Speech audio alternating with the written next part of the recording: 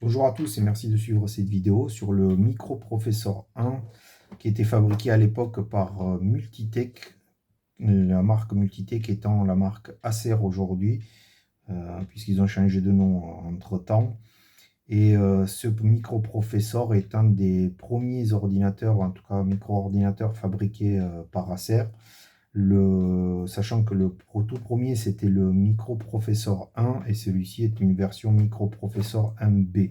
Alors 1B, je pense que pour basique, hein, tout simplement parce qu'il y a le basique dessus. Donc ça se présentait sous la forme d'un livre en plastique que vous pouvez ouvrir en deux parties. Et à l'intérieur du livre, on avait d'un côté la machine elle-même et sur la gauche, on avait la possibilité de mettre ou des platines d'essai, ou je pense qu'à l'époque, on pouvait même mettre une imprimante. Il y avait diverses choses que je n'ai pas. Euh, donc le microprocesseur est plutôt facile à construire. Je pense que même au jour d'aujourd'hui, on pourrait le reproduire assez facilement. Vous avez un port ici, qui est le port du Z80. À côté, vous avez le Z80. À côté du Z80, vous avez deux ROM, qui est, je pense, une doit être pour le basique et l'autre pour l'utilisation de la machine elle-même, le programme de la machine. Vous avez ici la RAM de l'ordinateur. Alors, celle-ci, je pense qu'elle a dû être changée, hein. C'est une RAM différente, mais je pense qu'à l'époque, on utilisait des 4116, quelque chose comme ça, pour qui faisait 3 kilooctets de mémoire. Voilà. Sur la machine, vous aviez aussi la possibilité d'utiliser une entrée et une sortie pour le poste à cassette. Donc en fait, le poste à cassette, ça vous permettait de sauvegarder des programmes que vous aviez tapés sur votre machine sur le cassette et par la suite de venir les recharger dans votre machine depuis le poste cassette. Là, vous avez un 7805, je crois, quelque chose comme ça, qui régule à 5 volts.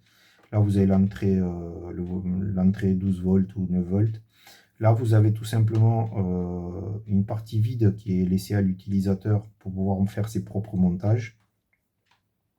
Et donc, si on continue avec cette machine, donc là, vous avez le 8255 qui, lui, gère ces deux entrées, cette entrée et cette sortie du poste à cassette.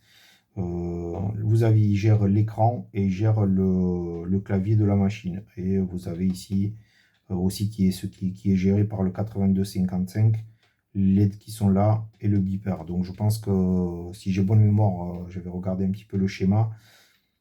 C'est le 8255 fait à peu près quasiment tout puisqu'il gère tous les périphériques de la machine. Le Z80 lui envoie les instructions pour la gestion. Donc sans plus tarder, on va allumer l'appareil. Donc en fait pour l'allumer c'était très simple, on le branchait dans la prise. On a Microprofessor 1 qui s'affiche ici sur l'écran. Alors, ce n'est pas des écrans d'aujourd'hui, c'est les écrans de l'époque. En termes d'éclairage, c'était pas du tout la même chose. Si par exemple, je viens mettre un programme en machine et que je tape par exemple le simple code 76, puisque c'est cette LED ici, la rouge, et la LED Alt qui permet de comprendre, enfin de montrer de manière lumineuse que l'appareil s'est arrêté, il s'est mis en pause. Donc je vais mettre en 76 et je vais faire un go. Voilà, pour voir qu'elle est allumée, il faut insister un peu. C'était pas les LED d'aujourd'hui où quand on allume une LED sur l'ordinateur, il y a les voisins qui se disent tiens, il est rentré à la maison. C'est pas du tout ça. Donc vous aviez un écran qui était plutôt simple et confortable à utiliser, hein. Si on le compare par exemple aux machines du type ZX80, on est vraiment sur des claviers assez corrects, hein. C'est pas du tout la même chose. Donc là, je vais refaire un reset. Et pour accéder à la partie basique, donc en fait, il fallait rentrer l'adresse 0800. On faisait par la suite un go. Et là, on a basique qui s'affiche sur l'écran.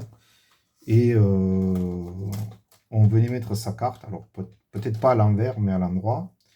Et ça fonctionnait très très bien. Alors j'ai mis ma carte à l'envers et ça s'est légèrement bloqué. Voilà, excusez-moi, je vais la remettre à l'endroit.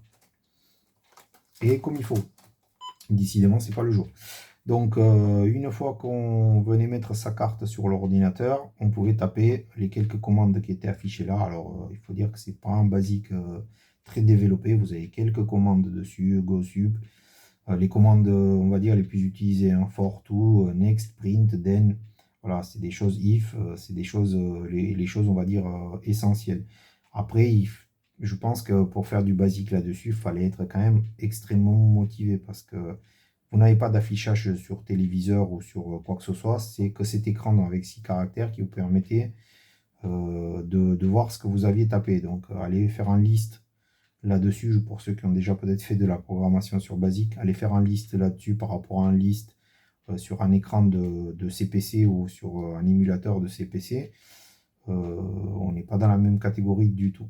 Voilà. Mais ça restait quand même une machine plutôt sympathique et je pense que ça a été une machine plutôt destinée à l'utilisation du langage machine qui lui permettait quand même voilà, de faire des choses assez sympathiques et de manière plutôt confortable. Voilà. Je vous remercie d'avoir suivi cette vidéo et je vous dis à bientôt.